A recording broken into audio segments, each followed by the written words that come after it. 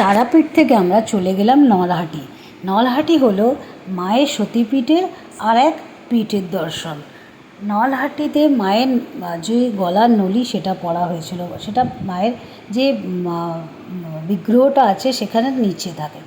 এত সুন্দর কারুকার্য, এত শান্ত জায়গা, আর এত ভালো লাগছিল ওখানে একটু করে বসে। আমি খুব মনে শান্তি পেলাম। সবাই এসো নলহাটিতে মায়ের দর্শন করো। আর ওখান থেকে আমরা চলে গেলাম লক্ষ্মীনারায়ণ মন্দির। মন্দিরটা এত সুন্দর, অন্ধকার হয়ে গেছিলো তাই জন্যে ভালো করে ভিডিওটা তোলা হয়নি। এত সুন্দর কারুকার্য, এত সুন্দর তৈরি করা আছে, আর মানে মনটা এত শান্তি হয়ে যাচ্ছিলো দেখে দেখে না।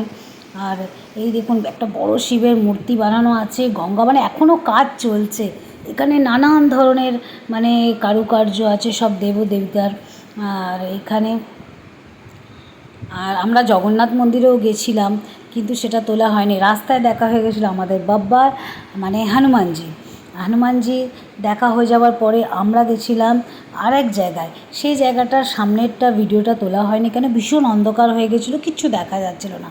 সেখানেও ভেতরে আমাদের কৃষ্ণজির পুরো যে নারায়ণের যত অবতার আছে সব অবতারের দর্শন দেওয়ালে কারুকার্য করে রেখেছে।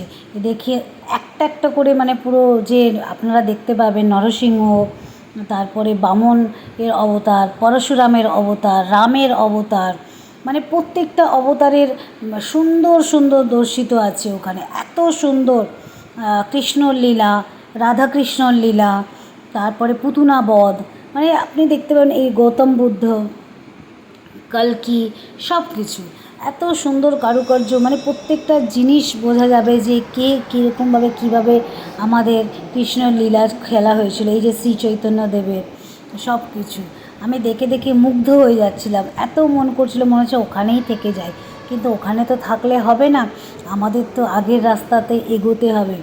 এই সব দেখে আমি অনেকক্ষণ ওখানেই থেকে গেছিলাম, দাঁড়িয়ে গেছিলাম। অনেকটা রাত হয়ে যাচ্ছিলো, তারপরে রাত হয়ে যাচ্ছিলো, আবার আমাদের ট্রেনও ছিল আগে। তো আমাদের ট্রেনের টাইম হয়ে যাচ্ছিলো, ছেলে আমাকে ধরে টানছিল, চলো মা এবার চলো। আমি বলছিলাম আমাকে আরেকটু দাঁড়াতে দে, আরেকটু দেখতে দে। এত সুন্দর, মন ভরে যাচ্ছিলো দেখে দেখে। কৃষ্ণের জন্ম, কৃষ্ণের বাসুদেব কীভাবে নিয়ে যাচ্ছিল, পুতনা বধ, মানে আর কৃষ্ণের নটখটপন, দধির চুরি, মানে সব কিছু এত সুন্দর মনমোহক জিনিস। না দেখলে এগুলো ভিডিওতে বোঝা যায় না, সামনে থেকে যতক্ষণ না দেখছেন। দেখে দেখে মন অত্যন্ত তৃপ্ত হয়ে যাচ্ছিল, অত্যন্ত সুন্দর ভালো হয়ে যাচ্ছিল। আমি দাঁড়িয়ে পড়েছিলাম, হাঁ করে দেখছিলাম কত কারুকার্য, আর দেখে দেখে মনটা ভরে যাচ্ছিল। মনে হচ্ছিল যে আমি সবাইকে দেখাবো, তাই একটুখানি করে টাইম নিয়ে ভিডিওটা তুলে নিলাম আপনাদের জন্য। আপনারা কিন্তু দেখবেন প্লিজ, আর দেখে বলবেন যে কেমন লাগলো সব দর্শন করালাম, যে এত সুন্দর দর্শন করালাম। আমাকে কিন্তু বলতে একদম ভুলবেন না যে কেমন লাগলো। আর সব নাম লেখা আছে, কোনো অসুবিধা নেই, প্রত্যেকটা জিনিসে পড়তে পারবেন যে কি কি সব অবতারের, ঠাকুরের, আমাদের দেবীরও অবতারের।